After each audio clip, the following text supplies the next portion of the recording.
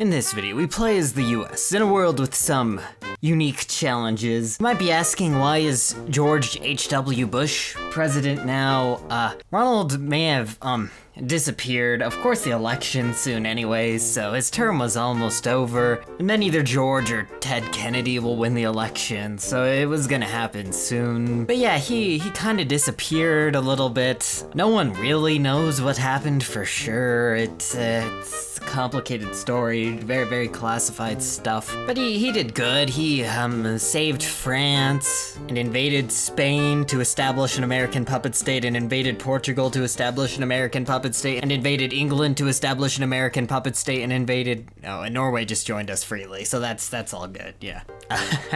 Yeah. He'll be remembered for great things though, for sure. And I mean, he's not dead, presumably. Maybe. I guess maybe he'll still do some good stuff, yeah. And hey, also, there might be a new, virus, kind of, that can be harnessed to maybe turn people into the cat creatures, possibly. It can't spread like a disease per se, but with the right malicious intent, it could be harmful. And Ted Kennedy wins the election. JFK's younger brother, Ted Kennedy, has defeated acting President George H.W. Bush in the general election. He campaigned in a time of great sorrow and promised many great things for the American people. But that's not what won him the election. Most importantly, the disappearance of Reagan has ruined the reputation of his regime and of his vice president, George Bush. The election went from a close race favoring Bush to an electoral landslide in Kennedy's favor. Now we can all hope Kennedy doesn't find a way to disappear. Yeah, new America. Well, soon. He won't be inaugurated for a few more months, of course. And King Kennedy has taken the throne. Long live the king. Or, I guess this isn't that one cursed path from Red World where the Kennedys become, like, the royal family or something in America, yeah. But Ted here, he'll have an interesting time going forward. It's not gonna be easy. And starting off, a sort of Nordic thaw has happened where Denmark and Finland have left the Unity Pact. I guess they really didn't want to get into a war with the Balkan Entente if it ever comes to that, because that's probably the direction this is going here. I think the next big conflict will start there. I guess we can just guarantee everybody. Yeah, we'll just send guarantees to everybody here. It'll be fun. And the Soviet Union under Soblin is kind of spiraling out of control. They have the most factories out of everyone in the world, and their division count is almost comparable to Germany now. They're making some good progress here. Hopefully they stay sided with us for as long as possible, because they could really do some damage if they wanted to, like, station an army in Mexico or something, but they would never do such a thing, right?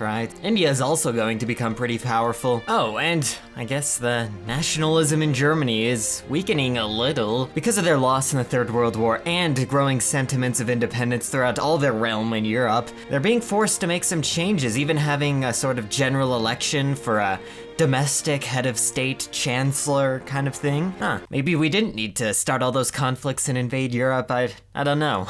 Or maybe it had some effect on this happening, and that their loss against us is what's triggering some of it, but we'll see. Hopefully some good changes are made and maybe their alliance breaks apart entirely. I'm sure Turkey is probably the weakest link here, and with Italy leaving, I think it's almost inevitable that they leave soon. And England declares independence? Today, the Kingdom of England has declared independence from the United States of America. The greatest Uno reverse card in all of history, I would dare say. I guess it is a little messed up that we occupied them for so long, and just controlled their government and military kind of as a puppet state, yeah. Maybe not the best move, not the most wholesome move on our part. With this, all the British Isles have left the open and denounced America, calling for the liberation of its other puppet states in Western Europe. Yeah, I guess we kinda still control Portugal, Spain, and France as puppets. Yeah, that is kind of a little messed up, probably. Yeah, we should maybe free them. But hey, at least Norway's on our side because they like us. It's fine, Germany's breaking up anyways. It's just gonna end naturally. Yeah, maybe we can do the right thing. Or just hold on to these territories for as long as possible, because maybe if we leave, Germany will use that as an excuse to just invade these places, yeah. They're gonna be doing Sea Lion 2.0, and England won't be able to do anything to stop it. Also, they, for some reason, now own Northern Ireland.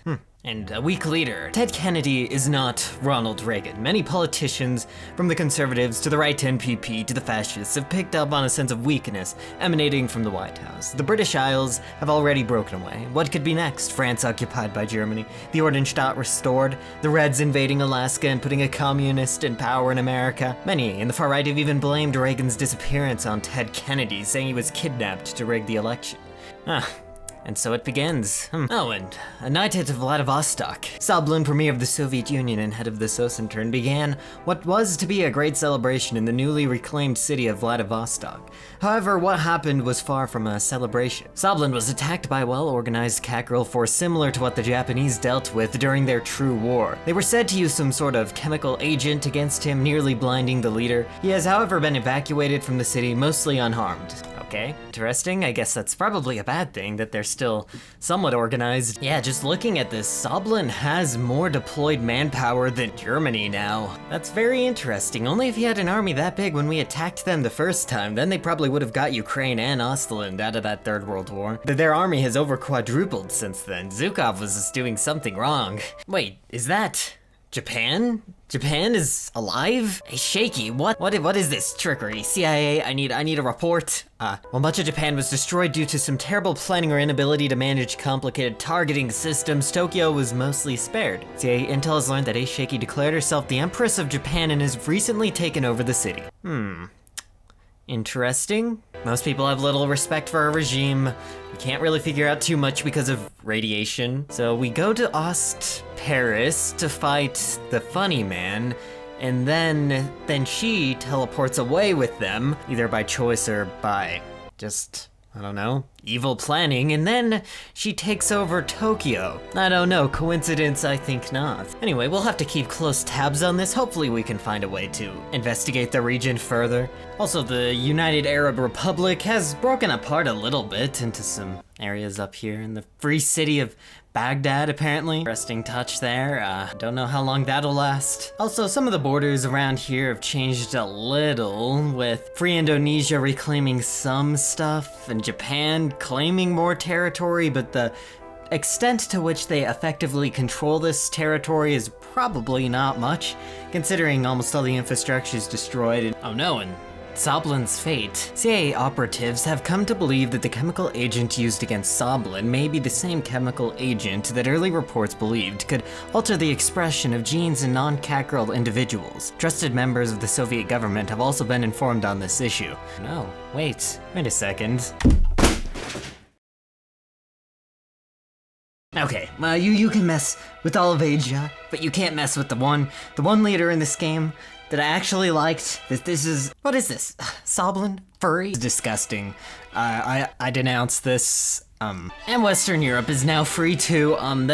Everything just keeps getting exponentially better, of course. Yeah, everything is so good right now. What do we even own anymore? We have Greenland and Iceland and the Pacific and Canada, not much. Soon furry Soblin and the communists are gonna be invading from Mexico. Honestly, we should take all of our divisions off the coast and put him on the border there. In America's demise, Yaki, infamous leader of the American National Socialist Party, has called for the end of Kennedy's regime. He says the OFN will only continue to decline if he's not removed from power by any means possible. Oh well, at least we did a few good things, maybe. And top generals resigned, complaining that if we don't do anything to intervene in these countries becoming free, that Germany will take them over, and this is all part of Germany's plan. Most likely just a scheme to try to get us to do imperialism. But it could be true, maybe. Where it all started? Taiwan, a figure closely linked with the Prosperity Sphere's original catgirl research, has recently been discovered to be alive on the island of Taiwan. He denied the operatives access to the facilities and claims that important work is still being done there, even after the island was completely destroyed from the fallout. Operatives haven't yet tried to break in without his approval. No other living person has been found on the island. No humans, no catgirls. What? What is this? And states are mobilizing. This, isn't good. Yeah, as expected, this could be the end. It's been a fun ride for sure, but this might be our demise. And our fate is to some extent sealed here, I guess. Yeah.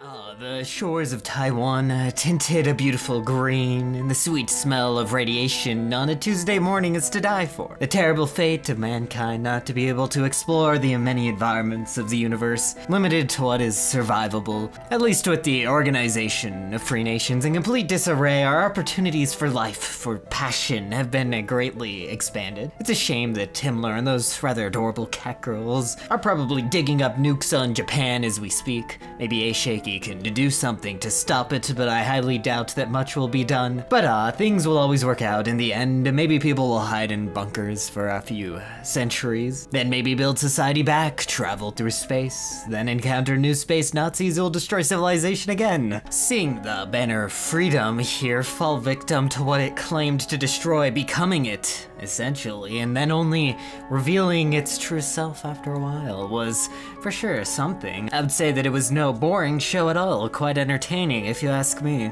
And Soblin proclaiming the Soviet Republic of China, silly little cat boy, I guess. Him getting infected is the best thing ever to happen to our little and calm friend here. I can't wait to see this guy try and fail to spread communism this way. Communism is already a hard enough pill for the bourgeois capitalist elite to swallow. Now try to feed it to them as furry communism, or I guess all of Russia isn't infected, but he is the icon of it. They should probably coup him if they want to have any chance. That would just make it even more entertaining, a show in America and a show in Russia. And it took a good 40 years or so, but the German regime has finally tasted some true defeat, as it no longer is quite what it used to be. Maybe some freedom in Central Europe. Some new countries we haven't seen around in quite a while, and whatever's going on here. And it appears that Germany, Italy, France, and England have come together to form a sort of new OFN to fill the void that America left. Very interesting, to say the least. I expected nothing less, but yeah, it's a weird turn of pace. The people in these 4 regions have been on different sides of different conflicts for decades now, so to see them all united somewhat is interesting, to say the least. But yes, in the end, the world decided to go in a very interesting direction. I don't think anyone could really expect what was gonna happen there. I assume the world will reach some sort of better future from this point. Japan's sacrifice will be remembered, most likely. But in the meantime, of course, we have some very important work to do on this little island in the domain, my domain, of course. But yes, until it's done, I guess I will have to wait, and I will see you all next time. Mr. President, I'm extremely disappointed that our plans to create a super police state controlled by the CIA were never able to be manifested.